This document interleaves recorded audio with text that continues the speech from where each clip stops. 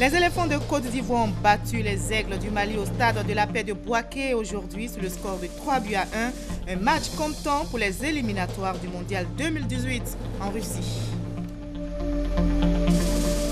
Et nous irons aux États-Unis d'Amérique où se sont ouvertes hier les assemblées annuelles du FMI et de la Banque mondiale. Économistes, spécialistes en développement, investisseurs, mais aussi dirigeants du monde sont tous mobilisés pour cette rencontre. Parmi les milliers de participants, le Premier ministre ivoirien Daniel Kablan-Duncan. Et les journalistes en Côte d'Ivoire veulent en savoir un peu plus sur l'avant-projet de nouvelle constitution. Le comité d'experts chargé de l'élaboration a donc organisé une rencontre d'échange et d'explication. À la veille du deuxième débat contre Hillary Clinton, la campagne de Donald Trump pour la Maison-Blanche est secouée comme jamais. Le candidat républicain a dû s'excuser pour des propos tenus en 2005 où il se vante d'imposer son désir aux femmes. Bonsoir à tous, merci de regarder RTI 1. Chalem Koulibaly, philosophe et auteur ivoirien, est avec nous sur ce plateau. Il a décidé ce soir de nous inviter à un dialogue. Ce sera dans la page culture, un dialogue avec la nuque. C'est justement le titre de son premier roman, un roman philosophique qui incite les Noirs à lutter pour leur liberté, leur vie.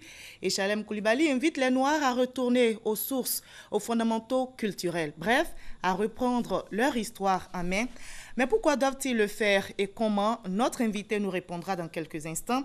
La page culture, ce sera dans une trentaine de minutes. Bonsoir, monsieur Chalem. Bonsoir, madame. À tout à l'heure, donc. Merci. Nous prenons tout d'abord la direction de Bouaké, où les éléphants de Côte d'Ivoire ont battu les aigles du Mali sur le score de 3-1 dans le cadre de la première journée des éliminatoires de la Coupe du Monde qui se jouera en Russie en 2018. La rencontre a eu lieu aujourd'hui au stade de la paix de Bouaké. Revoyons ensemble les buts de ce match Côte d'Ivoire-Mali. Les éléphants de Côte d'Ivoire vont se heurter au premier rideau défensif malien. Et joue bien hein, cette équipe du Mali. Et attention à ce ballon. Ah Du score. Attention. Franck. Et c'est pas fini. L'égalisation de Kodja. Oh, oh. Et à tous nos disparus, Emmanuel Guédé et autres. Ah, le goal. Le goal sur ce centre de Serge Aurier. Le Mali qui s'égorge. Récupération serrée. C'est bien dans la course. Yao Kwasi. Au goal.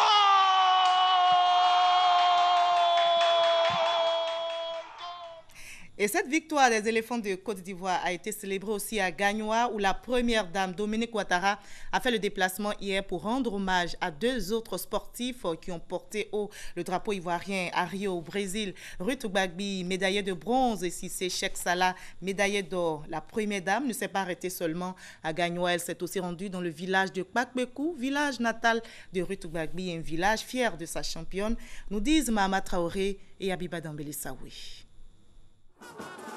C'est dans une liesse populaire que la première dame de Côte d'Ivoire, Dominique Ouattara, a été accueillie ce vendredi après-midi à Kpakbekou, village situé à une dizaine de kilomètres de Gagnoa.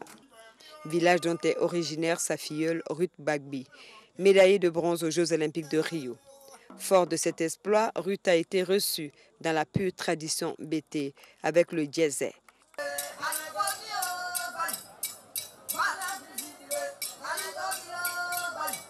Rituel auquel a droit tout guerrier à son retour d'une bataille victorieuse en pays bété. À l'endroit de la première dame qui lui a fait l'honneur d'une visite, le village de Kpakbekou a su témoigner sa reconnaissance. Aujourd'hui, nous avons notre maternité qui est en construction et tout le village ici a décidé que cette maternité porterait votre nom. Nous voulons vous faire première dame de Kpakbekou. En tout cas, nous sommes heureux. Vous voyez tout le monde ici heureux, moi encore plus. Bien plus qu'une visite de courtoisie, la première dame a signifié aux populations de Kpakbekou l'objet réel de sa présence. C'est avec une grande joie que j'accompagne Ruth auprès des siens afin de remettre à ses parents la médaille qu'elle a brillamment remportée aux Jeux olympiques de Rio et qu'elle m'a si gentiment dédiée au moment de la victoire. Elle est aussi accompagnée par son frère Cheikh Cissé, qui a remporté une médaille d'or à ces mêmes Jeux. Ils sont tous les deux des exemples pour notre jeunesse et il me tenait à cœur de venir partager ce moment de joie avec vous. Je tiens à vous féliciter également, chers parents, pour les valeurs de courage et de persévérance que vous avez inculquées à votre fille. Malgré son jeune âge, Ruth fait maintenant partie de l'histoire de son pays et c'est en grande partie grâce à vous. Ce passage de la première dame à Kwapeko ne sera pas oublié de sitôt par les populations. Elles ont reçu 40 millions de dons en matériel agricole, sanitaire et en vivres, en plus de 6 millions de francs en espèces. Et le médaillé d'or olympique des Jeux de Rio, Cissé Cheikh Salah, à sa famille à Gagnoa, une famille qui vit dans la capitale du Gor depuis plusieurs décennies. Et cette famille est fière du parcours de son fils Cissé. Notre reporter Mama Traoré a rencontré les parents du champion olympique. Son reportage est commenté par Abiba Dambélé Saoui. Gagnoa, quartier Sokoro, entendez par là l'ancienne cité. Sa création remonte à 1924. L'histoire de ce mythique quartier de la ville de Gagnoa se confond avec celle de ses fondateurs, les patriarches Ishak Diallo, Mamadou Dambélé et Lamine Cissé. C'est de la descendance du dernier cité qu'est issu le premier champion olympique de l'histoire de la Côte d'Ivoire, Cissé Cheikh Salah Junior. Une fierté pour les habitants du quartier Sokoro, qui ont fait preuve de reconnaissance divine ce vendredi matin à travers une séance de prière et de bénédiction. C'est notre petit-fils, notre fils. Il a eu ce qu'il a eu. Ça nous fait tellement plaisir. On a voulu organiser quelque chose pour la famille, pour prier pour lui. Pour qu'on entende encore notre nom de ce ça plus que ça. Ça, c'est le début d'un commencement. Dans l'avenir, on parle de lui encore plus que ça. On va aller à Tokyo, on parlera de lui. On va aller plus à Tokyo, on parlera de lui. C'est pourquoi cette prière-là, on le fait pour lui. L'implantation historique des familles Cissé, Dambélé et Diallo prouve encore une fois la diversité raciale et ethnique existant dans la ville de Gagnoa. Une diversité qui a fini par porter bonheur à la Côte d'Ivoire avec le sacre historique réalisé par Cissé Cheikh Salah et Ruth Bagui. Quittons la Côte d'Ivoire pour les États-Unis, où se sont ouvertes hier les assemblées annuelles du FMI et du groupe de la Banque mondiale. Économistes, spécialistes en développement, investisseurs, mais aussi dirigeants du monde sont tous mobilisés pour donner des réponses aux grandes questions économiques du monde. Parmi les milliers de participants, le Premier ministre ivoirien Daniel Kablan-Duncan. Voyons le compte-rendu de notre envoyé spécial, Adama Koni. Le monde économique est à la réflexion. Les assemblées annuelles 2016 du Fonds monétaire international et du groupe de la Banque mondiale se sont officiellement ouvertes ce vendredi à Washington, dans la capitale américaine. Ce sont environ 10 000 chefs de gouvernement, ministres, experts et spécialistes du milieu économique et du développement qui sont réunis. Pour refaire le point, d'abord des relations en chacun des pays et ces deux institutions, Fonds monétaire international et Banque mondiale, mais aussi rencontrer les autres collègues, de façon à pouvoir, développer les relations entre pays, mais aussi c'est l'occasion pour la plupart donc, des hommes d'affaires, mais aussi donc, des financiers internationaux, de rencontrer sur le même endroit la plupart donc, des financiers ou des économistes internationaux des pays, de façon à pouvoir donc, développer les relations entre leurs institutions et chacun des pays concernés. À la tribune de la cérémonie d'ouverture, la directrice générale du Fonds monétaire international, Christine Lagarde, a insisté sur deux faits. D'abord, l'investissement dans l'éducation. Car pour son institution, la formation et la qualité des ressources humaines doivent précéder le développement. Insistant à souhait sur la scolarisation de la jeune fille. Ensuite, la directrice du FMI a indiqué que la croissance économique doit être inclusive, donc bénéfique, aussi bien aux États, aux investisseurs, aux entreprises qu'aux populations. Une croissance économique qui d'ailleurs est en perte de vitesse dans le monde. En 2016, le FMI prévoit une croissance modérée de 3,1% qui doit rebondir en 2017 à 3,4%. Pour y parvenir, l'institution de Bretton Woods recommande que les pays utilisent tous les leviers de la politique économique, à savoir le budget, la monnaie et la structure de l'économie. Faut-il le rappeler, les assemblées annuelles du Fonds monétaire international et du groupe de la Banque mondiale se tiennent 2 années de suite dans la capitale fédérale américaine, à Washington donc, et la 3e année dans un pays membre. Depuis 1947, c'est en 1973 que l'Afrique a abrité ses assises, et c'était précisément dans la capitale kenyane, à Nairobi.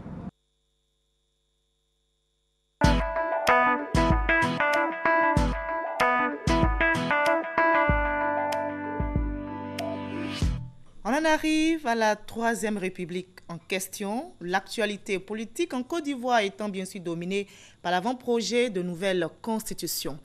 Le test est entre les mains des députés depuis mercredi et vous le savez. Hier, après plusieurs heures de débat, la Commission des affaires générales et institutionnelles de l'Assemblée nationale a adopté à l'unanimité l'avant-projet. Il sera soumis en plénière mardi prochain. Herman Guivé. Assemblée nationale de Côte d'Ivoire. L'avant-projet de loi portant constitution de la République de Côte d'Ivoire est passé au peigne fin par les membres de la Commission des affaires générales et institutionnelles. La session de travail, à peine ouverte, le député de Port-Boué, Kwadio Konan-Bertin, demande un préalable qui restera sans suite. 2 minutes plus tard, il quitte la salle. Les travaux se poursuivent. Il y a eu une explication qui a été donnée, mais personnellement, je suis resté un peu sur ma faim. Tu es député. Je vais attendre le dispositif légal. Quand nous serons dans le dispositif légal, précisément à l'article 101, pour rebondir. Le ton varie selon la pertinence des interventions. Les avis divergents n'épousent pas toujours le ton de la convivialité. Merci, monsieur le député. Faites revenir le silence. Au bout de 10 heures d'horloge, 10 heures de débat, la commission peut enfin procéder au vote. Les esprits se libèrent. L'avant-projet de loi portant constitution de la République de Côte d'Ivoire est adopté à l'unanimité des membres présents, à l'exception de Kwadio Konan-Bertin, qui s'était retiré avant les délibérations. Je voudrais vous dire que nous sortons de l'hémicycle avec une bonne nouvelle. La bonne nouvelle, c'est que les députés de la Commission des affaires générales et institutionnelles viennent d'approuver l'avant-projet de loi portant constitution de la 3e République. Ils viennent de poser un acte historique et cela dans la droite vision de son Excellence, Monsieur le Président de la République, qui a initié ce projet. La levée de la limite d'âge pour la candidature à la présidentielle ainsi que la marge de manœuvre de la Cour constitutionnelle ont été abordées avec insistance afin d'éviter à la Côte d'Ivoire de revivre l'épisode 2010. Aucun amendement n'a été apporté à cet avant-projet de nouvelle constitution par la Commission des affaires générales et institutionnelles. Une étape de franchie, cet avant-projet de constitution sera soumis au vote en plénière mardi prochain. Et les journalistes en Côte d'Ivoire aussi veulent en savoir un peu plus sur cet avant-projet de nouvelle constitution. Le comité d'experts chargé de son élaboration a donc organisé une rencontre d'échange et d'information, une rencontre pour expliquer le contenu de cet avant-projet, comme nous l'explique Éric Gori. Créé le 31 mai 2016, ce comité est composé de 10 membres, tous juristes. Pendant 4 mois, ils ont travaillé à l'élaboration des textes de cet avant-projet de constitution, non sans rencontrer la société civile et 40 institutions de la République sur 44. C'est après cette étape qu'ils ont remis le document au président de la République. Face aux journalistes, quelques éclairages ont été apportés par ces personnalités du droit. Nous avons constitutionnalisé le respect de nos valeurs culturelles, spirituelles et morales. Nous avons réaffirmé la forme républicaine du gouvernement ainsi que la laïcité de l'État.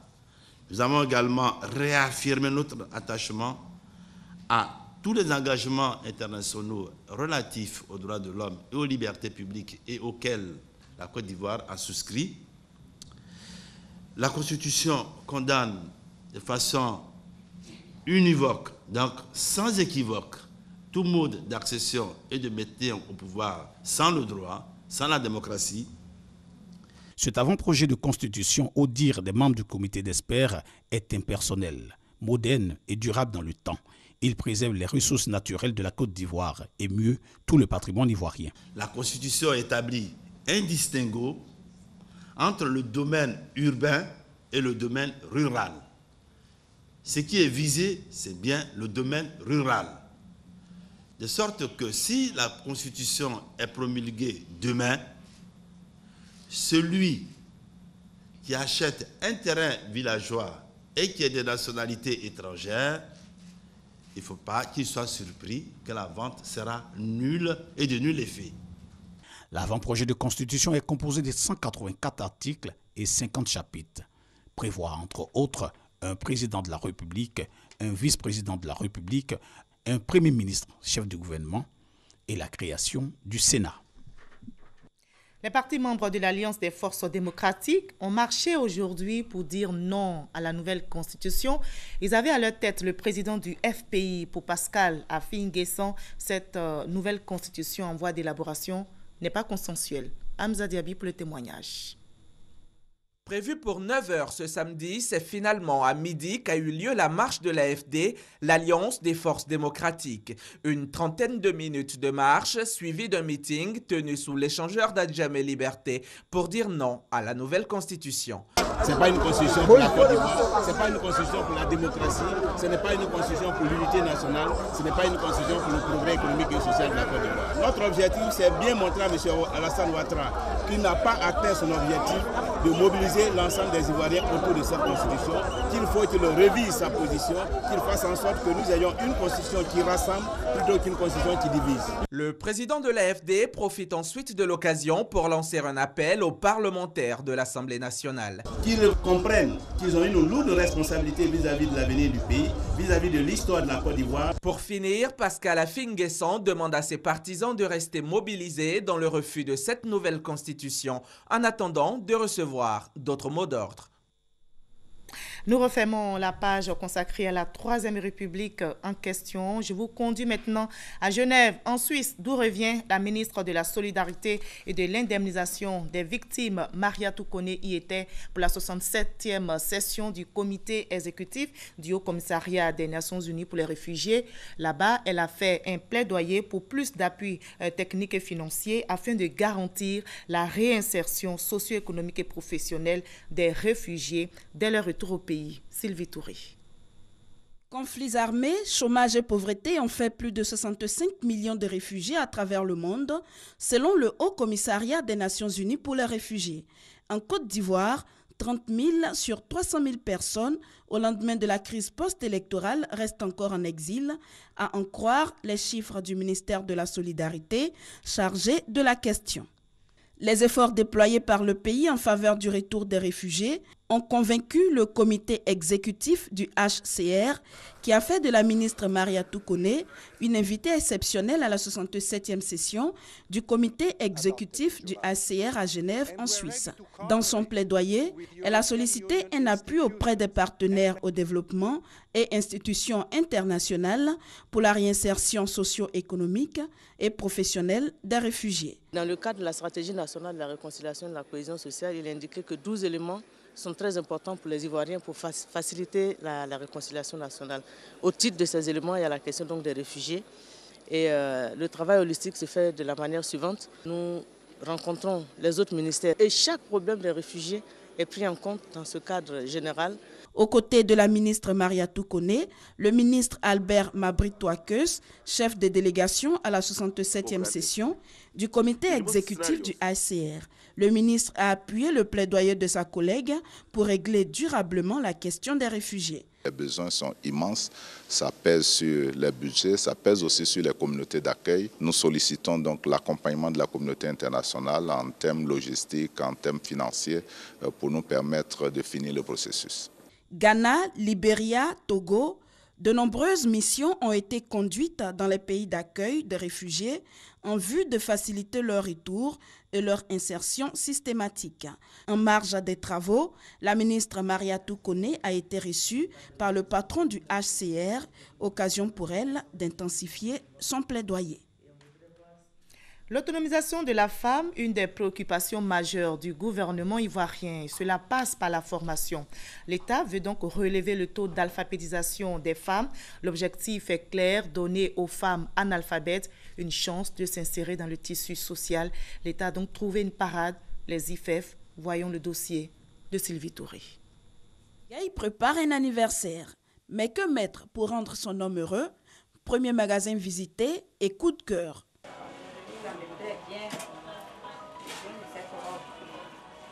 La robe dont Gay est tombée amoureuse est faite de broderie. C'est la spécialité de Fabienne, la broderie chinoise, une spécialité rare qu'elle a apprise après un triple échec au BEPC.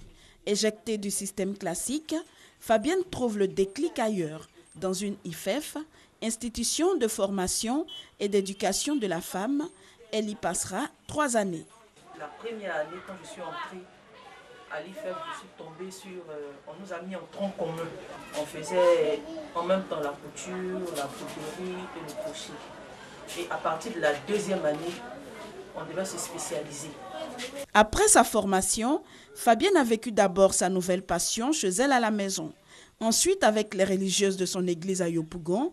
Puis un jour, son chemin croise celui d'un partenaire des IFEF, le PNUD. On a été interpellé par le projet PNUD. Voilà. Donc, c'est ainsi que j'ai laissé mes soeurs et je me suis engagée dans le projet PNUD. Il y a eu beaucoup de choses. Il y a eu la crise qui a fait qu'à un moment, les filles étaient découragées. Elles ont pensé que c'était tombé à l'eau et tout ça. Mais en conclusion, on a eu le matériel et les ateliers ont été ouverts. Pour faire tourner son atelier, la broderie seule ne suffit pas. Fabienne a besoin de 2 collaborateurs, l'un spécialisé en couture homme et l'autre en couture dame, ou quelqu'un qui allie les deux. Je m'appelle, je suis professionnel de chimie homme, et comme ça, elle a fait la broderie, mais ça en va. Fabienne l'avoue, le début est timide, mais elle ne s'en plaint pas.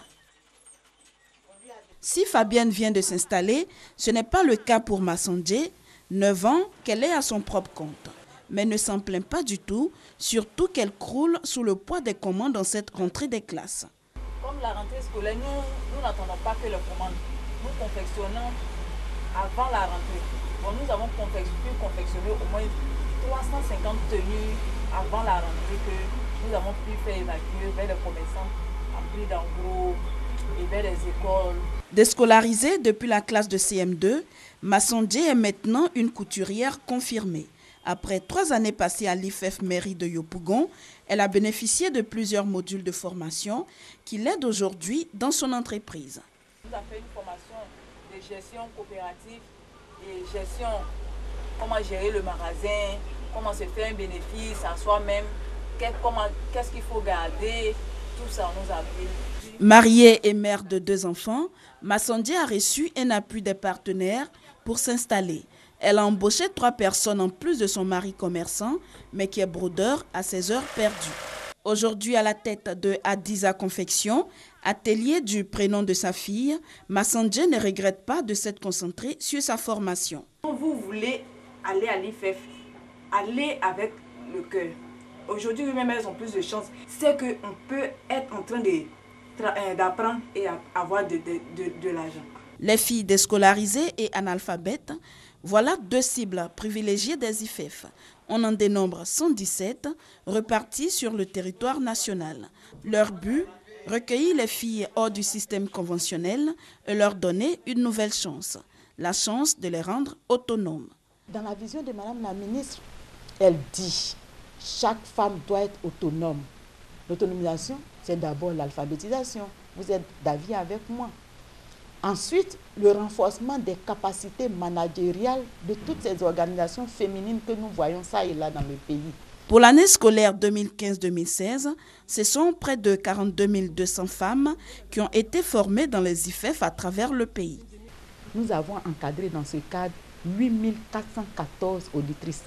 Ce sont les auditrices régulièrement inscrites dans nos structures, dans les 117 IFEF. Nous avons encadré ce que nous appelons en dehors des IFEF, dans le cadre de l'animation communautaire, 33 788 femmes, des associations, des groupements, ce que nous appelons des groupements à intérêt économique, les GIE. En 2012, ce sont une quarantaine de femmes issues des IFEF qui ont été installées par groupe de 5. Elles exercent pour la plupart dans la pâtisserie, la couture, la broderie, les métiers de bricolage et de décoration. Bientôt, une réforme des IFEF verra le jour afin d'étendre le champ d'action de cette institution. Les hommes déscolarisés ou analphabètes pourront par exemple être formés dans les IFEF. L'autonomisation des femmes en Côte d'Ivoire et ajouter aussi l'autonomisation des hommes. C'est un dossier réalisé par Sylvie Touré. Au Maroc, les résultats des législatives sont connus. 125 sièges pour le Parti de la Justice et du Développement et 102 sièges pour le Parti Authenticité et Modernité sur les 395 sièges à pourvoir. Les islamistes du PJD à la tête du gouvernement de coalition depuis 5 ans au Maroc remportent ainsi ces législatives. Les modernistes, eux, se positionnent désormais comme la principale force de l'opposition. Très attendu pour ce scrutin, le taux de participation est de 43%, en légère régression comparé à celui de 2011 qui était de 45,5%. Aux États-Unis d'Amérique, à la veille du deuxième débat contre Hillary Clinton, la campagne de Donald Trump pour la Maison-Blanche est secouée comme jamais. Le candidat républicain a dû s'excuser pour des propos tenus en 2005 et enregistrés dans une vidéo diffusée aujourd'hui où il se vante d'imposer son désir aux femmes. Comme on le voit, Donald Trump a plusieurs handicaps à surmonter après sa mauvaise performance lors du premier débat et ses déclarations sexistes exhumées par la presse américaine. Ici en Côte d'Ivoire, l'heure est plutôt à la labellisation de l'Atiéké. Souvenez-vous, en août dernier, le gouvernement a décidé de labelliser l'Atiéké ivoirien. Dans cet élément que vous allez suivre, nous vous donnerons donc les enjeux liés à la labellisation de cet aliment à base de sémoule de manioc. Nous reviendrons sur les avantages pour les producteurs, les industriels et de façon générale, ce que la Côte d'Ivoire, notre pays, gagne à protéger la marque de l'Atiéké. Attiquer là 2 fois dans la semaine. Si on a attiré au toit, si c'est bien plein, souvent on peut sortir au moins 40 000, soit 50 000. Si c'est pas bien plein, 30 000. C'est une source de revenus pour les femmes. La fabrication, la commercialisation et la production de l'atiéké. En Côte d'Ivoire, l'atiéké fait partie des aliments de grande consommation. Pour nous, c'est considéré comme le meilleur des produits alimentaires. La demande au plan national est très forte. Ce mets à base de manioc est de plus en plus exporté vers l'Europe sous forme déshydratée et le marché régional sous forme de boule, c'est-à-dire sa présentation locale habituelle. Spécialité ivoirienne, l'atiéké pourrait devenir un produit commercial à forte valeur ajoutée. D'où le projet de labellisation initié par le gouvernement en août dernier. Il s'agit, à travers l'Office ivoirien de la propriété intellectuelle, de protéger 2 choses. Le procédé de fabrication de cet aliment et l'appellation atiéké. Il va s'agir essentiellement de faire en sorte que l'appellation atiéké, le nom commercial atiéké, soit réservé aux seuls produits venant de la Côte d'Ivoire, étant entendu que d'autres pays tiers peuvent produire de la sémoule de manioc. Le processus pourrait prendre du temps. 6 mois pour expliquer et déposer la marque à travers le monde, 6 à 18 mois pour protéger le procédé. Un travail qui nécessite attention et rigueur puisqu'il s'agit de produits alimentaires. À Codinome, chercheurs et experts sont à la tâche. Après les études documentaires, les prélèvements et surtout les analyses en laboratoire, ils sont parvenus à déterminer 4 normes sur l'atiéké. Nous avons la norme ENI 4684, qui est la norme destinée à l'atiéké spécification. Nous avons la norme ENI 4685, qui est la norme concernant l'atiéké déshydraté. Nous avons la norme ENI 4686, qui est la norme concernant le guide de bonne pratique de production de l'atiéké. Et enfin, nous avons la norme 4687, qui est la norme concernant les méthodes d'essai de prélévation et d'échantillonnage. Le travail scientifique se poursuit. Le plus difficile reste l'élaboration de la norme sur l'emballage. Dans cette action, nous avons besoin de soutien financier et matériel. Nous avons besoin d'une centaine de millions. La labellisation de l'atiéké exige de nouvelles techniques de transformation et de production. Tous ceux qui veulent produire de l'atiéké à partir de ce moment doivent se conférer à ce guide. Et dans ce guide, il y a tout le process de production. Celui qui ne suit pas ce guide, il ne peut pas produire de l'atiéké de bonne qualité. Déjà, des fabricantes et productrices disent vouloir tout mettre en œuvre pour faire la promotion de l'attiéké ivoirien. Quand on va nous dire de bien nettoyer le champ, on va nettoyer. De bien faire pour ne pas que la machette touche le tubercule, on sera prêt à ça. On va prendre les dispositions pour qu'on soit bien en règle pour avoir vraiment l'attiéké, le bon attiéké. Je suis prête à suivre ce que le gouvernement va me demander de faire. Je suis prête à suivre ça. Si ces femmes sont prêtes à changer leur méthode de travail au profit d'autres dites modernes et respectueuses de l'environnement, c'est parce qu'elles savent que la labellisation a des avantages pour le pays. À partir du moment où vous avez une marque sur un produit, ça veut dire que vous avez un monopole sur la commercialisation de ce produit. Ce qui veut dire quoi? Ça vous permet d'écarter la concurrence sur la commercialisation de ce produit. En termes économiques, cette protection va conférer des parts de marché assez conséquents aux producteurs locaux. Des intérêts spécifiques également pour les industriels et producteurs. En 2015, le pays a produit 5 millions de tonnes de manioc. Ça permet aux producteurs, dès lors qu'il est dans un circuit moderne de production, de pouvoir exporter son produit vers différents horizons, ce qui n'est pas le cas actuellement. Ça va permettre de rentrer dans une phase de production industrielle de l'attiéké. Bien que l'expertise ivoirienne à la matière soit reconnue, le pays ne dispose pas de statistiques sur le volume des ventes d'attiéké. Les experts indiquent que la labellisation permettra de tracer le circuit de commercialisation, donc d'avoir désormais des données fiables sur ce produit tant sollicité par le marché international. Les enjeux sont tellement importants que certains Ivoiriens craignent que d'autres pays ne protègent la marque attiéké avant la Côte d'Ivoire. Nous sommes les premiers à avoir produit. Et donc, si par inadvertance ou bien par malveillance, quelqu'un d'autre s'amusait à obtenir une protection, nous avons les moyens juridiques de faire tomber cette protection qui aura été acquise frauduleusement. Des dispositions prises pour sécuriser la marque attiéké Made in Côte d'Ivoire. Sans doute, un nouveau produit qui ferait la promotion du pays et même la concurrence aux produits traditionnels que sont le café, le cacao, l'anacade et l'EVA.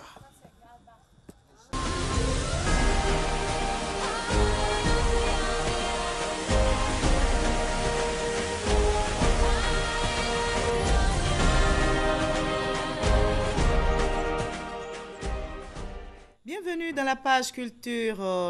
C'est l'heure de nous entretenir avec notre invité de la page culture. Bonsoir, monsieur Chalem Koulibaly. Bonsoir, madame. Vous nous invitez à un dialogue avec la nuque. Avec la nuque. C'est bien le titre de votre roman. Oui. Alors, dites-nous comment et pourquoi on peut dialoguer avec la nuque. Disons que le titre est un peu recherché, mais l'origine, c'est mon grand-père qui me l'a donné. Je faisais la philo, mon grand-père me dit, mais toi tu fais la philo, tu sais pourquoi est-ce que les Africains, souvent quand on danse, on se met en cercle? Je dis non, c'est pour se protéger ou se regarder les nuques. Je dis pourquoi? Et regarde, quand on fait un cercle et qu'on danse ensemble, ça veut dire quoi? Ça veut dire que celui qui est devant donne sa nuque à celui qui est derrière et celui qui est devant regarde dans la même direction que celui qui est derrière lui. Donc, sans une certaine confiance, on ne peut pas faire un cercle. Et faire un cercle, c'est 3 éléments réunis. Il y a le premier élément, c'est la volonté de faire le cercle.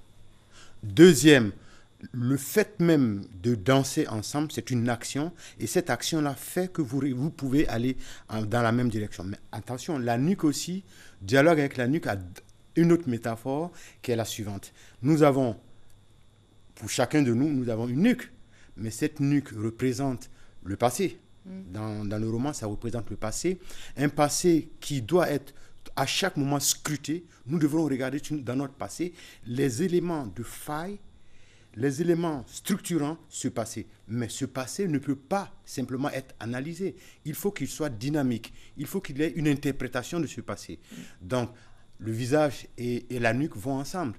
Et donc, ils sont réunis par le cerveau. Et donc, il faut que notre vision, notre horizon et notre nuque aillent ensemble. Donc, notre passé et notre futur doivent effectivement toujours porter par une manière de penser. On ne peut donc se projeter dans le futur sans tenir compte du passé. Et quand vous parlez de passé, celui qui doit regarder dans le passé, vous faites allusion au noir. On a un fou dans votre roman, le personnage principal, qu'on appelle Kieton. On va suivre ce résumé avec notre consoeur qui va nous dire quelque chose un peu plus sur votre roman et puis nous allons poursuivre notre entretien. Dialogue avec la nuque, un roman philosophique écrit par Chalem Koulibaly. Il raconte l'histoire d'un fou appelé Kieton qui explique à son auditoire comment devenir autonome, indépendant et décider de sa vie, de son destin. Ce fou à la fois séducteur, pathétique éveilleur de conscience et révolutionnaire pense que la globalisation est un piège du colonialisme. Il invite alors les Africains à la solidarité envers et contre tous. L'objectif de ce roman philosophique est de réécrire et redire le monde avec des mots pour que s'estompent les mots de tous les jours. Ces paroles et pensées sont une lettre adressée aux Africains pour qu'ils réfléchissent à leurs conditions à travers le monde afin qu'ils cultivent une solidarité libératrice. Dialogue avec la nuque est un roman à la fois philosophique, sociologique et pleinement politique. Ce roman de 247 pages se veut en quelque sorte le roman manqué des indépendances africaines, avec des éponymes comme Aya, Ritmosa, Opoku, Tan, Nous pas bouger, comme disciples et combattants pour une philosophie et une littérature de la résistance. Kieton le fou a les pieds dans le tronc d'un arbre et c'est lui qui explique à ses disciples comment on peut devenir autonome. C'est étonnant quand même pour un fou. Mais le travail qui consiste pour les Africains à se libérer, à regarder leur rapport aux autres, un rapport qui est le plus souvent, jusqu'à aujourd'hui, un rapport de domination. Donc on ne peut pas inverser cette situation sans une certaine folie. Si vous dites à quelqu'un, demain l'Afrique va être indépendante, demain l'Afrique va commander et dire des paroles, et que ces paroles feront le monde, on va dire, mais vous êtes fou. Mais non, il n'y a pas que des fous, parce que nous sommes nombreux à croire que l'Afrique aussi peut se développer. Oui, mais ici, dans ma vision qui est portée par Kieton le fou, c'est en fait cette contradiction qu'il y a de voir une action qu'on veut mener, de regarder un futur et de regarder non pas effectivement le verre à moitié vide, mais le regarder à moitié plein. Alors pourquoi vous comparez, je vais dire, l'Afrique à un fou? Pourquoi? Parce que Kieton ici est l'image pour vous, hein, vous considérez Kieton ici comme l'Afrique. Pour vous, Kieton, c'est l'image de l'Afrique. Pourquoi considérer l'Afrique? En fait, il représente tous ceux qui portent en eux une vision positive de l'Afrique. Et en général, il faut, comme on le dit très souvent en philosophie, rien de grand ne se fait sans folie. Et donc, Kieton est le prototype d'une autre race de Noirs à naître, c'est-à-dire accepter une autre race de Noirs qui croit. Alors, pourquoi l'Afrique doit-elle lutter et pourquoi elle doit lutter? Parce que d'abord, la vie, c'est un combat. Nous sommes dans notre relation avec d'autres peuples. Ces peuples utilisent leur culture positivement. Or, il se trouve une aberration. Beaucoup d'Africains sont acculturés. Ils oublient leur culture et oublier sa culture, comme vous avez pu le voir avec Aya et certains personnages, oublier sa culture, c'est comme si vous étiez un arbre sans racines. Or, il faut des racines, et ces racines-là, pour pouvoir avancer. Retour aux sources. Quelles sont ces sources? Vous parlez de langage, vous parlez d'histoire, vous parlez de beaucoup de choses à la fois. Donc, l'idée, c'est quoi? En général, il faut se réinvestir, comme disent les personnages, il faut un réinvestissement dans ses fondamentaux culturels. Il faut aussi repenser les spiritualités adoptées. Il faut faire en sorte que nos cultures, nos traditions puissent nous accompagner dynamiquement. On se plaît à citer le cas des Japonais qui ont leur tradition, les Chinois qui gardent leur tradition. Or, chez nous, on folklorise souvent nos traditions. Il faut être attaché à ces traditions, comme là où nous serons comme un arbre debout. D'accord. Vous parlez aussi de valoriser la femme pour pouvoir se développer. L'Afrique doit valoriser la femme pour se développer. On va lire un extrait juste en quelques secondes. C'est à la page 162, vous avez votre ouvrage. Un extrait, vous dites « Les femmes étaient le fondement de l'arbre de la paix, elles en étaient la sève, cela demeure une vérité pour nous. Tant que les femmes seront la sève et la racine de vos entreprises, vous réussirez. » La femme est la racine du succès. C'est ce que vous dites. Oui. Et ce que je dis a une origine lointaine. Je vais vous donner une citation rapidement. Donc, je fais la synthèse. Donc, il y a un griot qui s'appelle Wakamisoko qui dit tout simplement que la promotion de la femme africaine remonte très longtemps. Donc, très, très loin dans le passé et jusqu'en Égypte ancienne. D'accord. Merci beaucoup, M. Chalem Coulibaly. Retour aux sources, retour à nos valeurs traditionnelles, mais surtout ne pas oublier de valoriser la femme. Et c'est en cela que l'Afrique pourra se développer. Merci en tout cas d'avoir été notre invité de la page culture de ce soir. Vous avez savouré la victoire des éléphants de Côte d'Ivoire ce soir.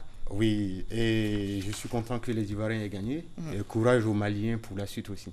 Alors, je rappelle donc que les éléphants ont battu les aigles du Mali au stade de la paix de Bouaké aujourd'hui sur le score de 3-1. Un match comptant pour les éliminatoires du mondial 2018 en Russie. Et on garde donc le sourire avec cette victoire des éléphants de Côte d'Ivoire. À demain 20h.